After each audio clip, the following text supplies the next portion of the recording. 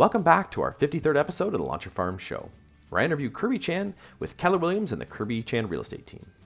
In this episode, Kirby and I talk about why he loves farming and how he uses digital farming to build long-term relationships.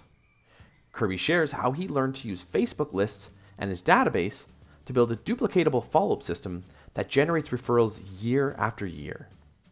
And we talk about what scripts he uses to get referrals and how he grew his Raving fans list from 80 to close to 500 very engaged people in a very short time. Kirby shares a super easy way to add value to your database so they keep coming back and stay loyal while increasing your referrals.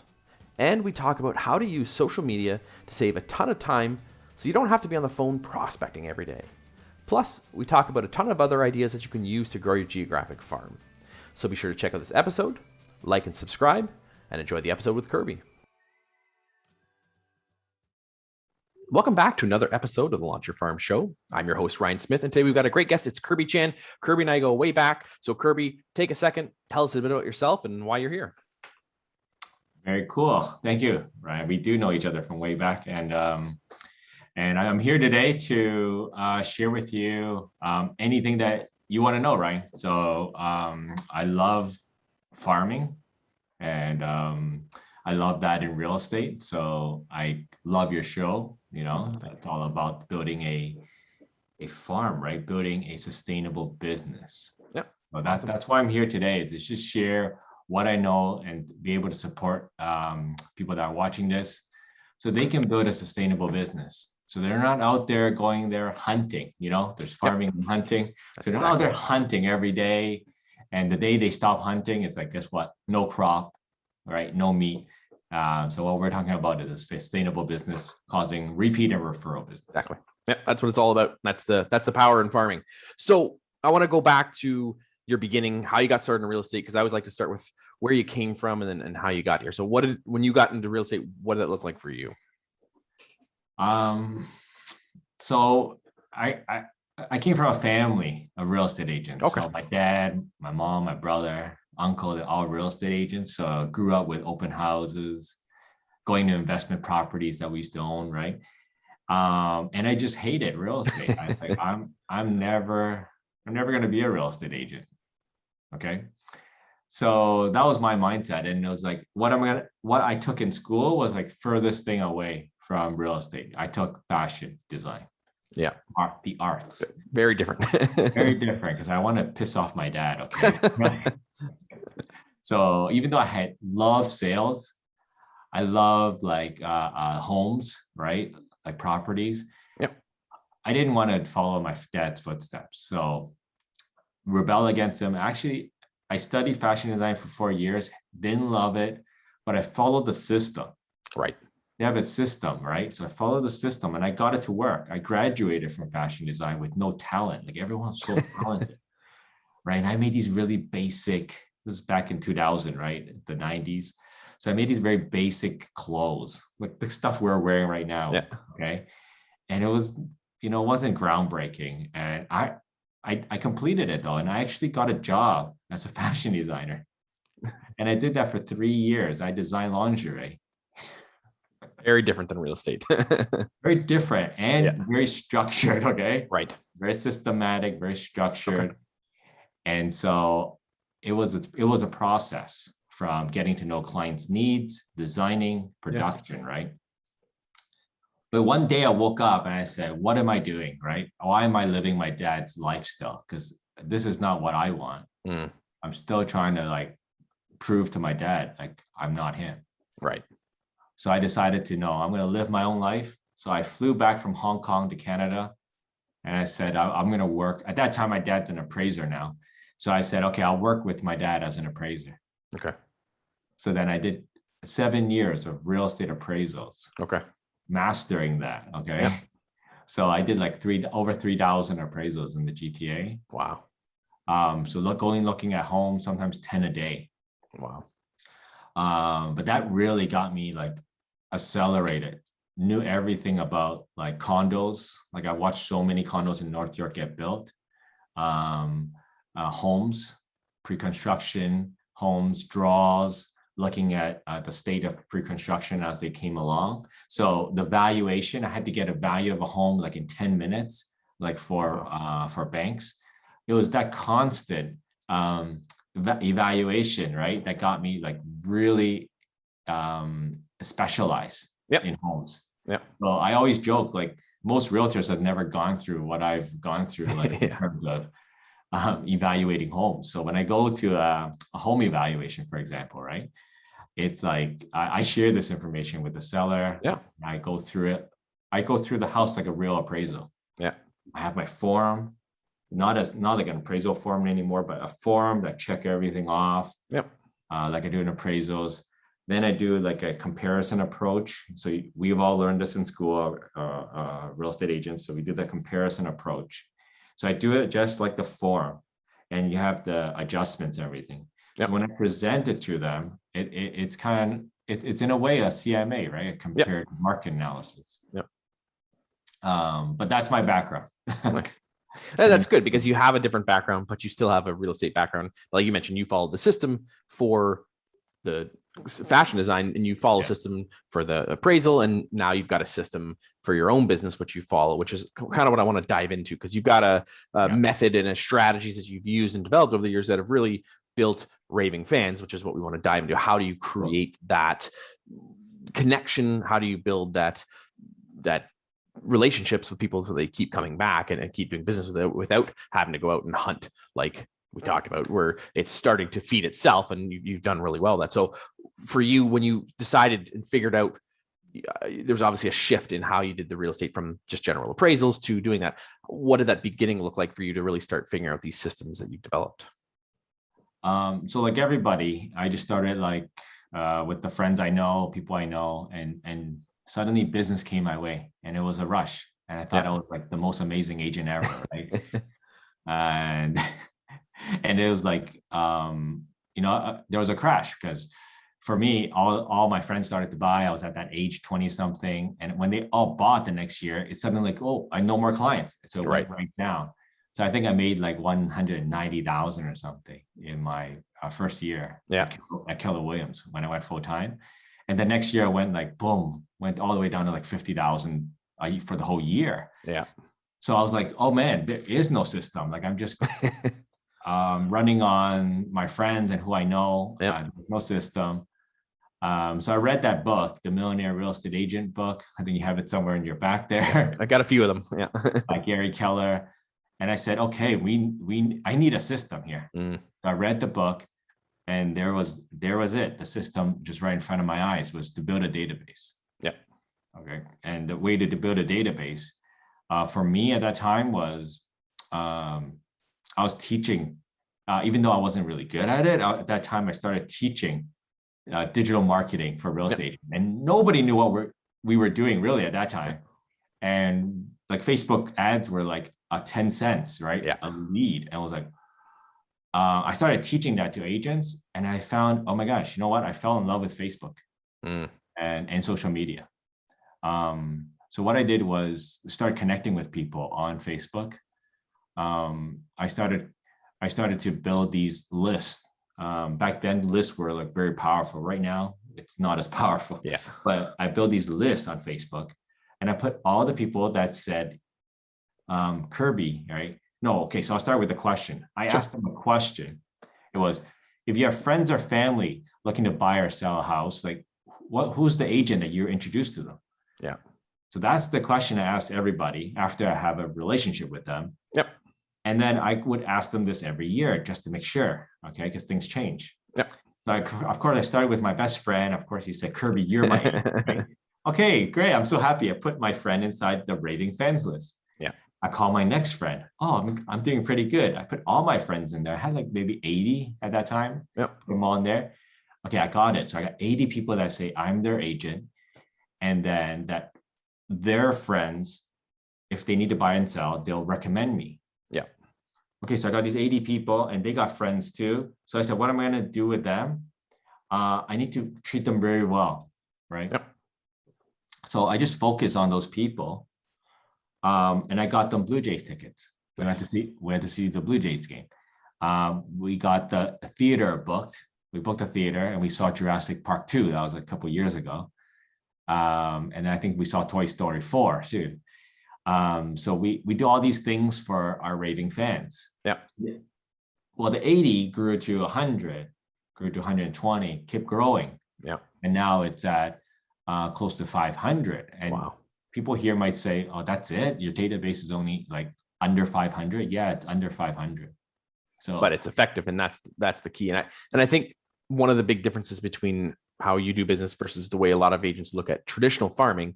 A lot of agents think traditional farming is if I just blast out to as many people as possible and just people that don't know me, don't care, and just try to get my name out there. And the reality is you can be much more effective with a smaller group of people, effectively marketing to them, consistently building relationships versus just trying to get your name out there. And you've done a great job at that, building those relationships. So what did that look like for you when you got started? You mentioned some of those events. What were you doing as far as following up with them, creating these raving fans? So we did everything on social media. So either Instagram or Facebook, and we call this touches. Okay. So how many times you would touch somebody, which is a connection. Okay. Most agents use email as a connection, but we don't see email as a connection because email could be missed. Right. I missed your email earlier. That happens. So emails can be missed. So email is not connection. And what we found was Facebook, all those likes and notifications, like I would say 95% of those are seen. Mm-hmm. Your comments on Facebook, your likes on Facebook, your messages on Facebook, 95%, we get replies from all these people. Yep. If we don't get a reply, we can at least see on Facebook, it's been seen, you know, exactly. So, it's pretty cool on social media in that way. I could tag people on posts. I could like their post. I can comment on it. I could engage them. So there's many different ways that we are connecting with people on Facebook. So we're doing between 50 to 70 touches a year. Wow. Okay. And so we do this very systematically as everybody at least 1 month is a message, a Facebook message. Wow. Right.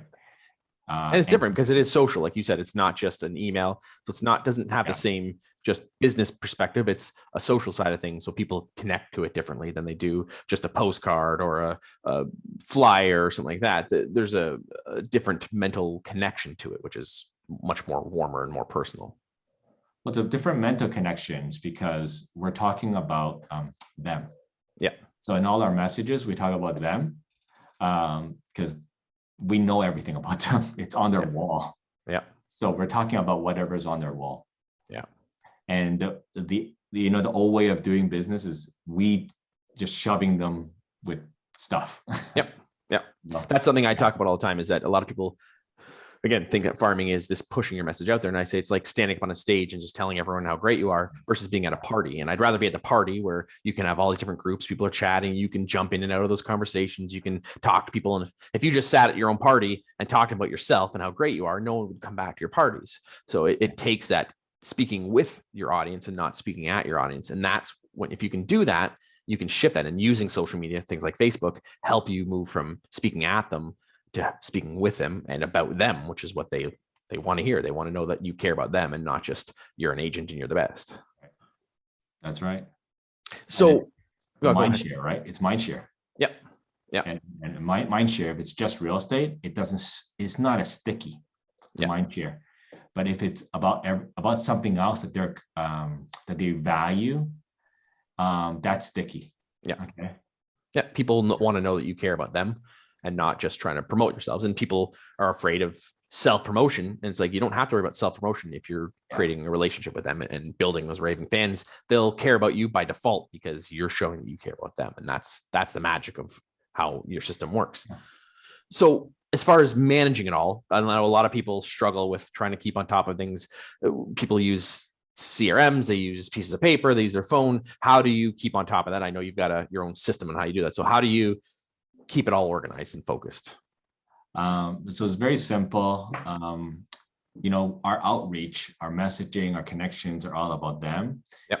Like our own, the own post that we create, like that's where we can celebrate like who we are. Like, oh, like, the authority that I have, right? Or testimonials, or share the story of one of my client successes, right? Yeah. So we use our posts and stories to do that. Yeah.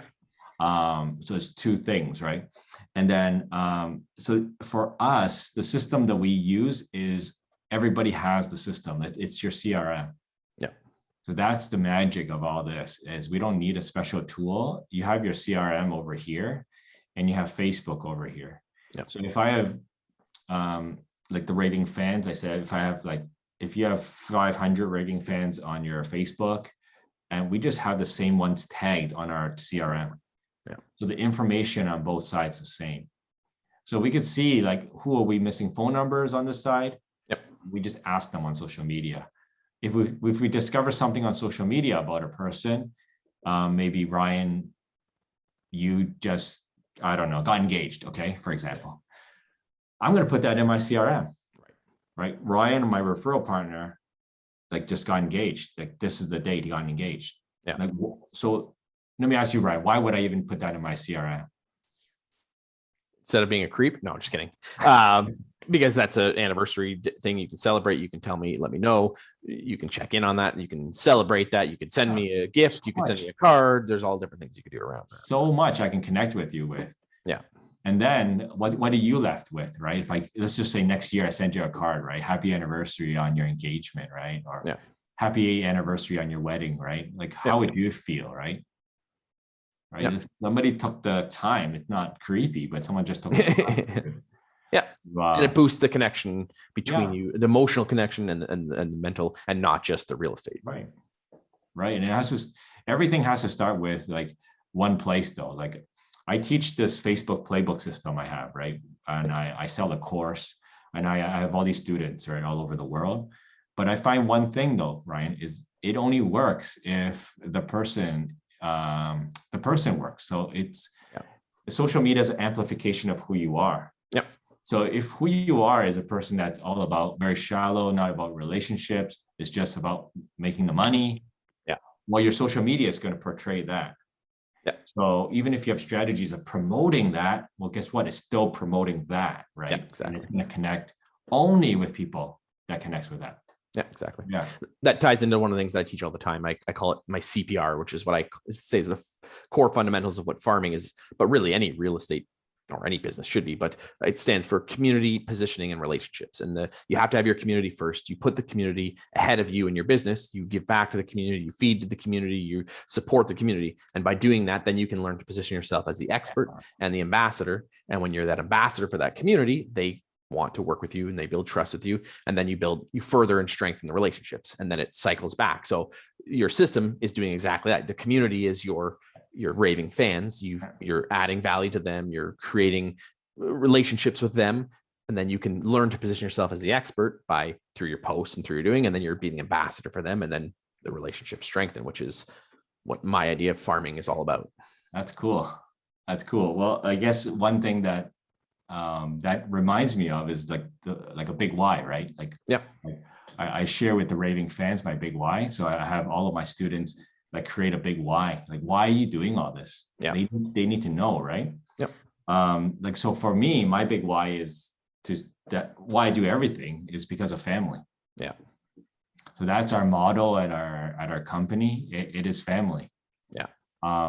So for our clients is sharing to them what family means for us and what they mean for them, right? The family. And so it's about building a house, creating, supporting them in creating a family, creating abundance for that family, for their future, for their children.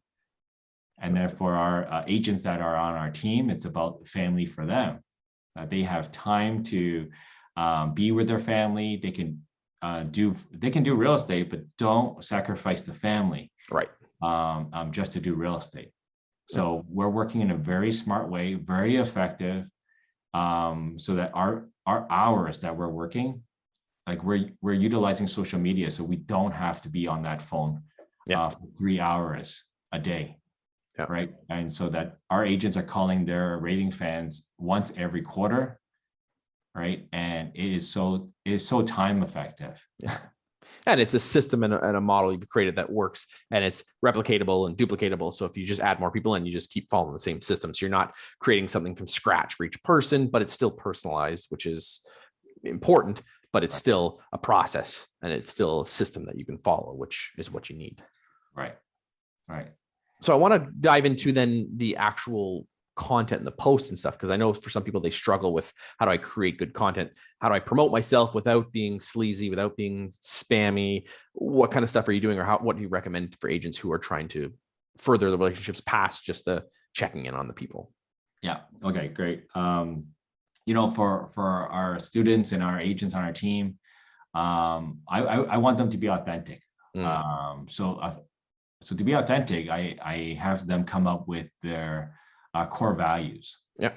So anyone listening right now is like, find out what your core values are, because if you're wanting to be known for like 10 different things, yeah, okay, you're going to be known for nothing. Yeah. You want to tell your story from the place where these are my core values and I want to be known for X. Okay. Yeah. So being known as like, I know somebody's a yoga teacher, right? And it's like, it's kind of confusing for me. It's like one day it's yoga, one day is real estate, right? Yeah. It's like the yoga real estate agent. She never ties it together, right? Right. She's just teaching yoga or she's doing real estate. So it's kind of confusing for some people. Yep. Okay? But maybe if she branded as the yoga real estate agent, she keeps her yoga real estate. Maybe there's some spin there. Yeah. But it's like, what's your core value? So mine is leadership, humor, inspiration. Right. So my post goes through that filter. Yeah. It goes through. So when people say to me, "Oh, Kirby, you're so inspiring, right? Thank you for doing this. You've inspired me for this, right?" And I'm waking up at 5 a.m. too, right? I love those posts. Yeah. And I'm actually like impacting somebody. I loved all that. And so I go through my real estate the same way, where I would promote it on my Facebook page. Well, my assistant does it. It's very clinical. Okay. It's like 2-bedroom, 5, whatever. Yeah. And then I take that post and I share it personally. Right. Then I put my spin on it. Right. So it's almost like watching HGTV. It's so interesting because it's fabricated real. Okay. Yeah. Yeah. Right. It's like behind the scenes stuff. And that's what we're giving them, is the behind the scenes information on my personal profile. So they feel like, oh, I'm reading this. I'm like in the insiders club. Kirby's telling me the insider stuff about this house. Yeah, that's a great point, is that people love HGTVs, not because they just like looking at the houses, because they like looking at houses. They could literally just scroll through pictures and look at houses. People do like that, but they like the shows because it takes you behind the scenes. It gets that look. You get the emotional side of things. You get the questions. You get the people loving things or not loving it. So when you do share that side of it, it connects you to it in a personal way without just being salesy, which is great. Yeah. So one of the things that I am a big fan of is, I call it sub farming, or I call it micro opportunities within your farm. A lot of people, again, think that you have to farm an entire neighborhood or an entire area where you got to blast everything. I always have said that your farm is really the subset in your farm of the people you have, your raving fans. How would you get people, if you don't have a large list, to get into that pipeline? Because you said you started with 80 and then it grew to 500. How would you recommend agents grow that list within their farm or their database as a whole? Okay, so great question, because everything that I do, it's based on causing raving fans. Right. So a lot of agents do a lot of lead generation, and their outcome is that they want to get leads or they want to get now business. Yep. So they're missing a lot of opportunities. 100%. There. And so for me, I don't care about that now business. That now business can come or not, but I'm gathering raving fans along the way. So it could be any lead generation method. So my agents join my team. It's like, you guys can choose any weapon here. Okay, I give it to you. Any weapon of choice. However, what you want to cause is raving fans. Yeah. Because raving fans equals future GCI. So that's something that we use on our team, is future GCI. So I did a calling session for my team the other day, and they shadowed me. And basically, I got 2 people, okay, that said, yeah, Kirby, I'm going to sell my home probably 2 years. And I said, will you use me? And they go, yeah, I'll use you. Right. Just what? And I said, okay, what do I need to do? And they said, oh yeah, just keep in touch with us. Okay. I was like, okay, can I have you on? Can I get you on Facebook? We'll keep in touch there. He goes, yeah, okay. So I add them on Facebook. Yeah. And so I keep in touch with them there. And I just said to my agents, I said, this is future GCI. Yep. 2 years from now, I got $20,000 there. Yeah, exactly. And then agents are going to ask me that year, they're going to ask me, Kirby, the market's so bad. How did you get that business? They'll never know, right? This was secured 2 years ago. Yeah. Exactly. So if they go door knocking on that house and they said they're going to sell, but have an agent already. Okay. And that's where more and more agents like need to do is protect their, future business first. So anybody that tries to go in and list a house that you've already secured, they won't be able to do it. You've secured it already. Yeah, exactly. I've always said I'd rather have 2 years to build a relationship than 2 weeks. And again, a lot of old school prospecting training is look for a deal who's looking to move in the next 30 days. And if they're not, chuck them in the garbage. I'm like, I'll happily take your garbage and build a relationship with those people, because that's where the relationship is. And that's where the money is in that long term, if you do it correctly. And like you said, you're planting seeds down the road. You're planting it now for a harvest down the road. And that's what, again, farming is all about. Not just the kill right now. It's you're growing the crop for down the road. And that's the powerful part of it. And if you do it correctly, you can have a massive, bountiful harvest, but you have to be willing to take the time, the energy to build the relationships, to further that and strengthen. It's not just someone said they're going to move in 2 years, therefore I've got a deal in 2 years. It takes work and effort, but it'll much more increase the chances you're going to get it down the road. Well, I can totally understand some of the people that say, okay, they're not moving in this year, that I'm just going to move on, right? I understand that, because it does take a lot of effort, right, to keep in touch with somebody. But that's where things change with technology, right? With automation, with social media, there should be no excuse now. If someone's moving over a year, we should have it in our database. Yeah, exactly.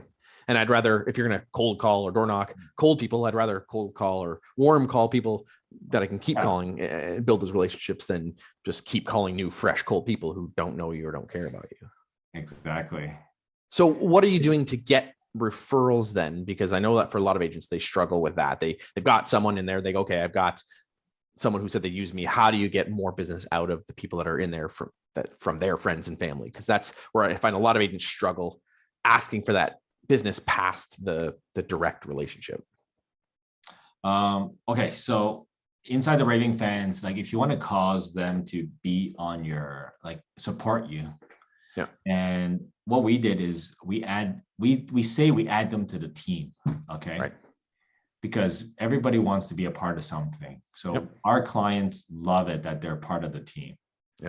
Okay, and when they're part of the team, we do our quarterly calls. So on those quarterly calls, there's going to be a theme to the quarterly calls.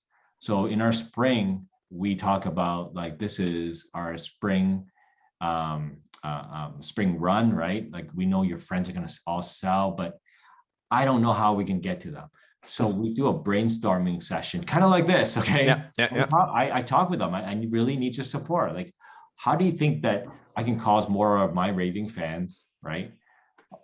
So we have a name for our Raving fans, by the way. That's just internal talk. I have bottles. I don't have the bottle here, but I have bottles that say All Stars on it. Nice. Kirby Chan All Stars, right? Nice. And I say, you know what? How are we gonna get all our All Stars to refer their friends to us? Do you have any ideas? So I asked each of them to share what kind of ideas that they can come up with. And here's the funny thing, the ideas they come up with is the perfect idea for them because they thought of it. Yeah. Okay. That's awesome. So if you're trying to shove someone down, give me a referral, right? It's they really don't know how. Yeah. Get them thinking okay, let me think, Kirby. Maybe my family, I could send them all an email, right? And see if anyone are moving. Maybe that could be a method, but just have them come up with it. And so for them to say yes to their own method, it's so much easier. Yeah. And you group them in with everyone else doing it. So they know they're part of something, a bigger group doing that. So they don't want to feel like they're the only ones not doing it. So then it ties it to, instead of you're just having that one-on-one, which you do want to do, but you're saying, I'm getting all my Raving fans to do the same thing. So they don't want to miss out or don't want to feel like they're going to let you down. Well, I didn't do that yet, right? Okay. That's a good idea. So putting them up, maybe I have a scoreboard and then doing a contest, maybe. I don't know. I haven't done that yet, but that's a great idea. So we just brainstormed. Now I came up with the idea of how you can get more referrals. So there you go. Thank you. So getting those referrals obviously translates into more business. How do you reward them? Because I know in some places you can't really reward them financially or whatever. How do you take care of them for the people who are your raving fans? How do you just show your love on them other than just the communication? So that's where Carrie comes in. So Carrie's my wife. She's also my partner. So she's what we call the love department, right? Nice. Where she gets to show our clients love with gifts. We love our edible arrangements. We send that out. We send that out a lot. We use send out cards. That's a card program where we can attach a gift on there. Yep. And so we can send a Tim Hortons gift card on there. And that goes out. And these are just different ways that I don't have to be involved because I'm not really good at that part. So I mean, Carrie's given last month we given Nespresso to somebody because I think they were complaining about their coffee and stuff like that. So it's just these little surprises. They didn't ask for an espresso machine. Yep. But we were like, let's send one over, right? Yep. And a lot of times I talk to their wife, their sister. I'm trying to get this one guy a present, but it's like all of them say he doesn't like anything. So I still haven't cracked the code. I still haven't been able to. What I joke is I still haven't made him cry yet. Yeah. But that's why like you said, using social media can really help that because you can create an opportunity to really peek inside their life to find out about that. And that creates that, like you said, her coffee machine broke, whatever. So now you saw that, you can then create that. And no other agent's going to do that. No other agent's going to think outside the box and be like, hey, let me help her out. And that's where you're going to get more raving fans, which is super powerful. Yeah. It's that feeling, right? It's a drug, right? You feel this feeling of this high. Like, why wouldn't you want your friends to feel that too? Yep. Right. Being treated very special. Yeah. And I remember reading a number of years ago about referrals, and they were talking about people don't refer you because they want to help you. They refer you because they want to feel good about themselves. They want to feel good that they were that person in between. And if they know that you create a good feeling for them, they know that if they refer their friends or family, that they're going to be remembered as that person who connected them, as that good person for them. So they do it for themselves, but also to help you because they want to further feeling good about themselves, which is powerful. Yeah, I guess so. That's why I always refer like people to go stay. I know it's crazy, but I always refer people to go stay at the Ritz-Carlton. Yeah. I don't know if you stay there, but I tell all my friends to stay there. It's more expensive. I tell every agent to stay there. Yeah. Why I want them to say, hey, Kirby, thank you. Right. Exactly. Yeah. I had a great experience there. Yeah. So it helps create that. And that's when you tie it in with those good feelings and the raving fan system. Yeah. They want other people to be part of that too. And they want to feel like they helped that pass on that, which is impactful, I think. Definitely. Yeah. Awesome. So if you were to give people one last piece of advice to if they're looking at building raving fans in their farm or in their database, what's one last piece of advice you would give to someone who's just maybe not put together a system or just thinking about creating something? So I give this to like every agent on my team, every agent in my office, and any agent on Facebook that says, hey, recommend something to me, recommend a book, right? What should I read? And I always recommend the Landmark Forum. Yeah. Okay. It's a course in many, many cities, but it's an online course right now. But this is a course about working on yourself. Yeah. And I always say, start with like this, for myself, is start with this first. Yep. Right. If we start with this and be able to have personal development, like only then are we able to go and, cause impact to others. Yeah. So it definitely is that mindset of like the mask coming down on the plane and like save yourself first. Yep. And then go and support others. And I think that's definitely the main thing is the main concept of leadership is to do that. And for us as agents, is to be leaders, for our Raving fans, for our farm area, is to be leaders. And I think the biggest impact in my career and my life was taking that course, the Landmark Forum. Yeah, because you have to be in the right mindset to be able to do that, and spending more money or doing more business is going to fix you, and it's not going to make you more referable if you aren't in the right headspace and you're not thinking correctly, and you're not referable because you're just not the right person who people want to refer you. And if you're in a negative headspace and you're bitter about everything, it's like no one's going to refer you. It doesn't matter how good of a gift you send, or it doesn't matter how often you follow up with them. If you're negative and thinking negatively, people are just going to be like, he's a jerk, or they're just, there's an unconscious disconnect that people may not even realize it. So you have to work on you to get that fixed for sure. Right. And how many times have we seen agents on like social media, like complain about their clients, Yeah. Like they imagine someone doing that in public space. Yeah. And then must be a lot of agents doing that still in here in their own mind space. And that will show inside of your business. So that's why I say, you know what, agents coming on the teams, like take care of this first. Yeah. Right. Go take the course, learn the strategies there in the course, right?